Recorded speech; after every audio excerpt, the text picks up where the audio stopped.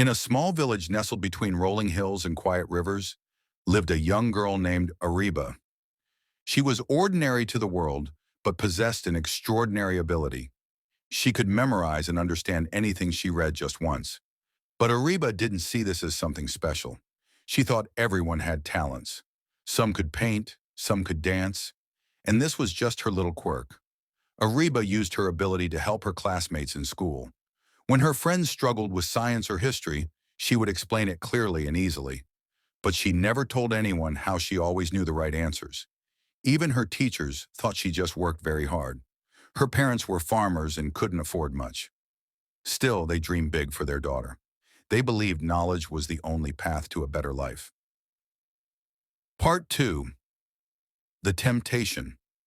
One day, a new student named Hassan transferred to Ariba's school. He was smart, ambitious, and curious. He quickly noticed how Ariba never needed notes, never forgot formulas, and always helped others.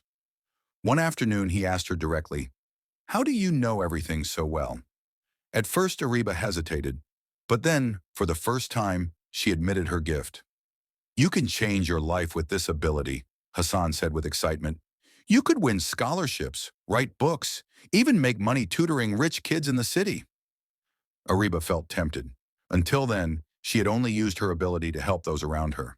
The thought of using it for personal gain made her nervous, but also excited. Part 3. The Choice. Ariba took Hassan's advice and entered a national quiz competition. She easily won first prize and caught the attention of a top private school in the city, which offered her a full scholarship. Her life changed overnight.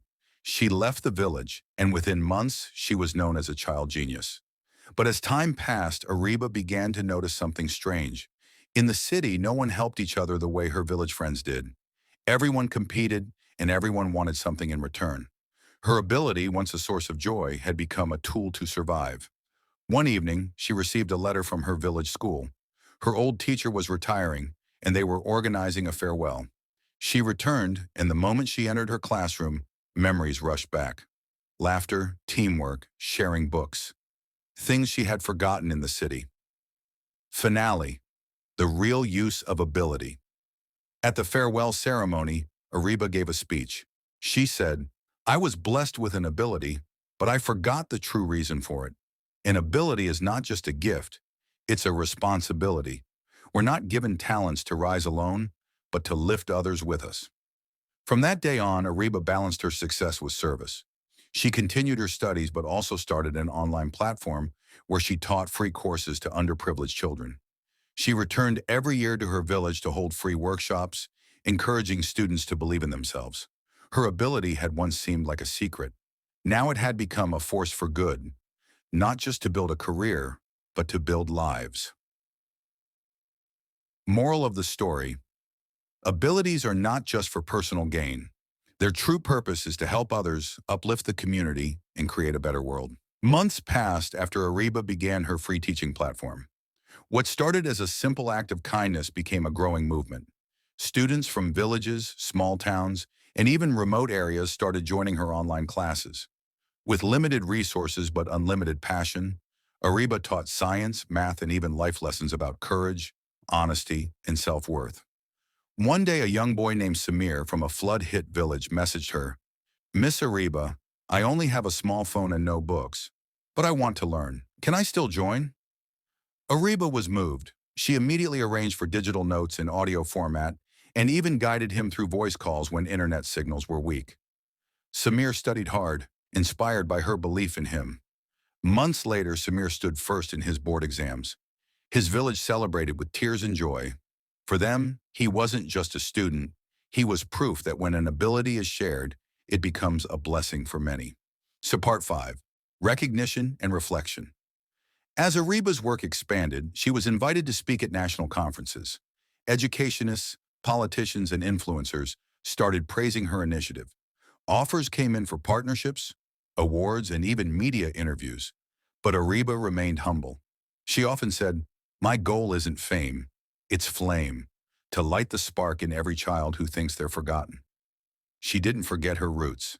She continued to visit schools and slums and villages, not for the cameras, but for connection. Children would run up to her, eyes wide with hope, calling her Buddy Arriba, the teacher who never forgets us. Finale, planting seeds for the future years. Later, Arriba opened a learning center in her own village. The center was named Qabliat Gar, House of Abilities, a place where every child, regardless of background, could discover and develop their hidden talents. There were kids who could code, others who could draw, some who could speak 5 languages, and even one who could fix broken radios without ever being taught.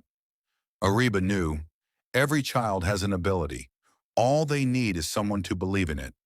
She stood before her first batch of graduates and said, "Don't waste your abilities. Don't hide them. Don't fear them. Use them, not just for success, but for service. Your abilities are not just your gift. They are your message to the world." And in that moment, the small girl who once memorized books under a lantern had become a torchbearer for thousands.